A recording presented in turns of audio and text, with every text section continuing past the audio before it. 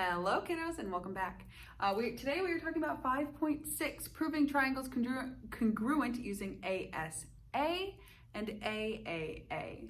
Okay, so let's go ahead and get started with the first one. The first one, ASA, stands for angle, side, angle.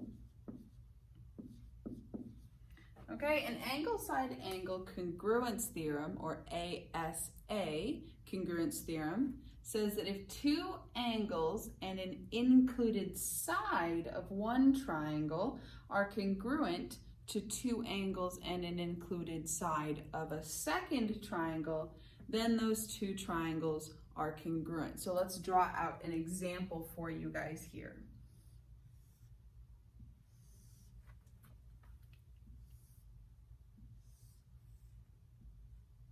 Okay, so if we have angle, I'll just name this, I'll say A, C, and B, and then D, E, and F. Okay, so if angle C has two strikes, angle A has one, angle D has one strike, and angle F has two. So angle C is congruent to angle F, and angle A is congruent to angle D. Okay, so we have two angles in common. If we have the side in between those two angles, the included side congruent to each other, so C to A and F to D, then we can say that these two triangles are congruent by angle, side, angle. If we were just to follow along here, we see angle, then the included side, or the side in between them, and then a second angle. Even on the other triangle, which it should be, an angle, then the included side, and then the second angle. The second new congruence theorem we're talking about is angle, angle, angle.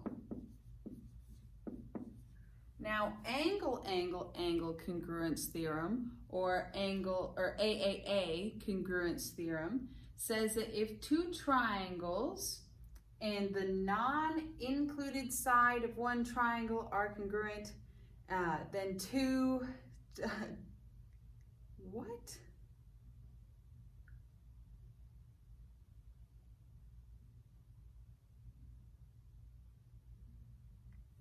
The angle, angle, angle congruence theorem, or AAA congruence theorem, says that if you have two triangles where all three angles are congruent to one triangle, and all three angles are congruent to another triangle, then those two triangles are congruent. So let's draw out an example here.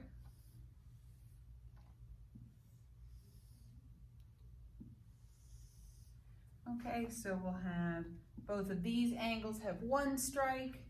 The top and bottom angles are going to have two strikes. And then on this smaller edge back here, these have three strikes. So these two triangles, the top one and the bottom one, have all three angles in common with each other. So these three angles on the top triangle are congruent to these three angles on the bottom triangle. So they are congruent by angle, angle, angle. Now, we have made quite a list of congruency theorems. We have done side, angle, side. We have done hypotenuse, leg, which only works with right triangles. We have done side, side, side. Forgot that one for a second. We've done now angle, side, angle, and angle, angle, angle. Okay, so we have 5 congruence theorems, and then we have one more that works because of these. Okay, and this abbreviation is really funny. It is CPCTC. And what this stands for is congruent parts of congruent triangles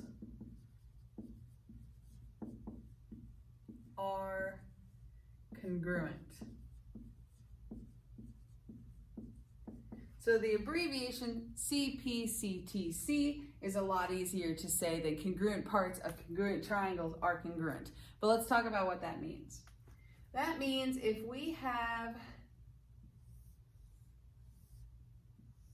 two triangles that we have said are congruent. So if I say that this triangle is congruent by side, side, side, I make all three sides congruent here, then I can say that the congruent angles are the congruent parts of congruent triangles are congruent. So if I say that this top pointy angle is that I want that to be congruent to its corresponding part. So since both of these are the tips of those triangles, the congruent parts of congruent triangles are congruent. These two tips are congruent parts. So because they are congruent triangles, they are now congruent. And it works with other things too. So like I could say that this angle out far over here corresponds with this angle over here. And because these triangles are congruent by side, side, side, those angles are now congruent.